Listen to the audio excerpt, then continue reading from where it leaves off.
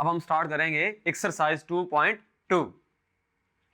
Question number 1, इसके अंदर different जो प्रॉपर्टीज हैं रियल नंबर्स की उनको यूज किया गया है। जैसे properties of real numbers with respect to operation of addition and with respect to operation of multiplication.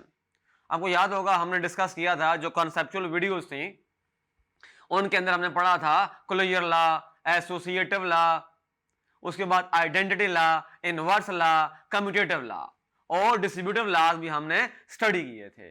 तो वही सारे के सारे लॉज जो हैं वो अब यहां पर अप्लाई हो रहे हैं। क्वेश्चन नंबर 1 का पार्ट नंबर 1 बड़ी आसान सी बात है, a plus B is equal to B plus A. तो इसमें तो जाहिर सी बात है कि हमारे पास commutative law of addition of real numbers use किया गया है। जैसे हम जानते हैं 3 + 2 इक्वल होता है 2 + 3 के, तो वही बात यहां पर अप्लाई की गई है। इसका पार्ट नंबर 7 है, जैसे फॉर एग्जांपल तो यहां पर जो है यहां पर क्या किया गया है 5 को ऐड किया गया है -5 में और आंसर क्या आ गया है 0। अब बड़ी आसान सी बात है कि 5 जो है वो एडिटिव इनवर्स है -5 का और जो -5 है वो एडिटिव इनवर्स है 5 का। तो यहां पर एडिटिव इनवर्स लॉ अप्लाई किया गया है। एडिटिव इनवर्स लॉ है जो अप्लाई किया गया है। अच्छा, पार्ट नंबर 9 है, जैसे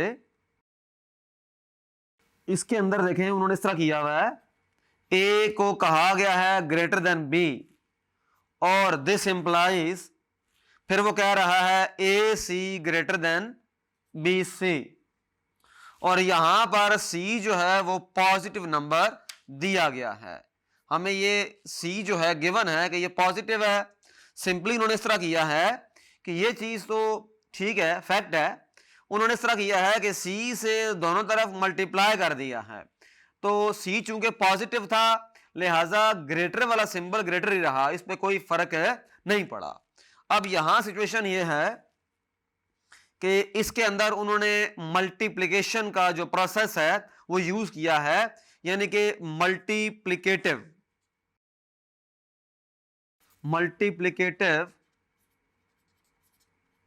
property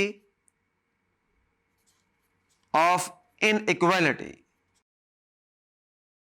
of real numbers, NOS for numbers. जैसे एग्जांपल है, जैसे 5 ग्रेटर देन है 3 से और अगर मैं इसको मल्टीप्लाई करता हूं फॉर एग्जांपल 4 के साथ दोनों तरफ, तो यहां पर भी मुझे 4 से मल्टीप्लाई करना पड़ेगा तो ये स्टिल ग्रेटर रहेगा। वजह ये है ये बनता है 20 और ये बनता है 12 और यहां आप देख रहे हैं कि 4 ग्रेटर है 0 से, यानी 4 एक पॉजिटिव नंबर है। तो इस तरह से हमने क्वेश्चन नंबर 1 को डिस्कस कर लिया।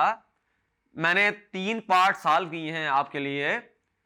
इनके अंदर हमने प्रॉपर्टीज अप्लाई की और उनके नाम बताए। साथ में नाम बताना जो है वो जरूरी है। अगर एग्जाम में क्वेश्चन आता है, पहली बात तो यह है कि ऑब्जेक्टिव में ये क्वेश्चन आएगा, मल्टीपल चॉइस क्वेश्चंस में, वहां पर एक इस तरह का क्वेश्चन दिया होगा और 4 पार्ट्स आपको गिवन होंगे, नीचे 4 ऑप्शंस गिवन होंगे।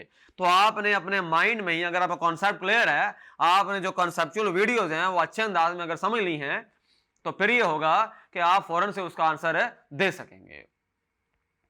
Thank you.